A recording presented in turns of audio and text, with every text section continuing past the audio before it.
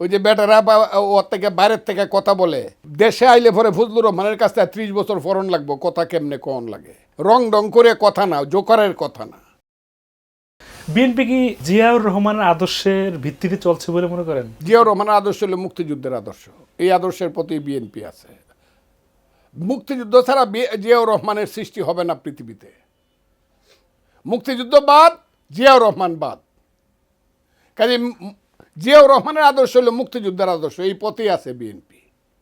তারেক রহমান যদি দেশে আসে তাহলে কি বিএনপি সাংগঠনিকভাবে আরো শক্তিশালী হবে বলে মনে করেন? মাস্ট। তারেক রহমান যেদিন বাংলাদেশে এসে পাড়া দিবে, তারপর দিন থেকে বাংলাদেশে যে রাজনৈতিক সংগঠনটা বিএনপি গড়ে উঠবে, অঙ্গ সংগঠনগুলো উনার উপস্থিতিতে, উনার হাত ধরে আমার মনে হয় অনেক বেটার অর্গানাইজেশন হবে। এটা তো বলার অপেক্ষা রাখে না। এখন এত দূর থেকে তো একটা লোকের নেতৃত্ব দেওয়া, না দেখে, না বুঝে, না শুনে, সব কিছু খালি অন্যের মুখে শূন্য, অন্যের কথা শুনে, এটা তো সম্ভব না। নিজের চোখে দেখে যে ক্যাম্পাসে ছাত্র রাজনীতি আছে বলে মনে করেন কিনা? না, এখন কোনো ছাত্র রাজনীতি না, আমি এটা বিশ্বাসই করি না। This is not student politics. Student politics যদি আপনাকে দেখতে হয় তাহলে 1874 সনে যাইতে হবে, যেখানে আনন্দমোহন বসু এবং প্রেসিডেন্ট এবং আনন্দমোহন বসু, সুরেন্দ্রমোহন ব্যানার্জি দুইজনে মিলে ভারতীয় ছাত্র ফেডারেশন 1874। কত বছর হয়েছে? 1974। কত বছর? 100 বছর। আর এখন কত? 24 আর 26 কত? 25 আর 26 51 বছর। 151 বছর আগে আনন্দমোহন বোস এবং সুরেন্দ্রমোহন ব্যানার্জি ছাত্র ফেডারেশন বানাইছিল। আর ছাত্রলীগ বানাইছিল, তার নাম কি জানেন? তার নাম আব্দুল ওয়াসেক।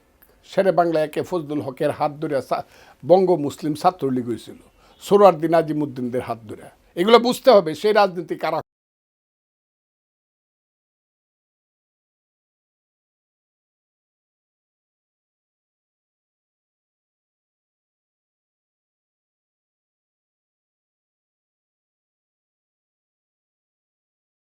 ইতিহাসে প্রথম আমরা দেখছি যে দুই নেত্রী দেশে নাই। একজন 5ই আগস্টে পালিয়ে গিয়েছে বা দেশ ত্যাগ করেছে, আরেকজন এখন চিকিৎসার জন্য লন্ডনে আছে। এই বিষয়টাকে আপনি কিভাবে দেখেন?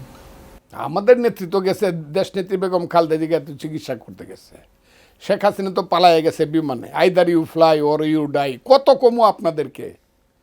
ওই যে বেটারা বা ওর থেকে বাইরের থেকে কথা বলে, এই দেশে আইলে পরে ফজলুর রহমানের কাছে 30 বছর ফরন লাগবো, কথা কেমনে কোন লাগে, রং ডং করে কথা না, জোকারের কথা না। রাজনীতি কত হলে ফজলুর রহমানের কাছে 30 বছর শিখতে হইব?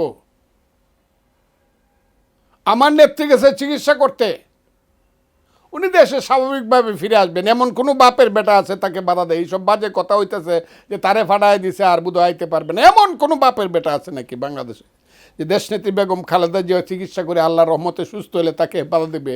লাখ লাখ মানুষ গিয়ে তাকে মাথায় করে নিয়ে আসবে। কি বলেন? এয়ারপোর্ট থেকে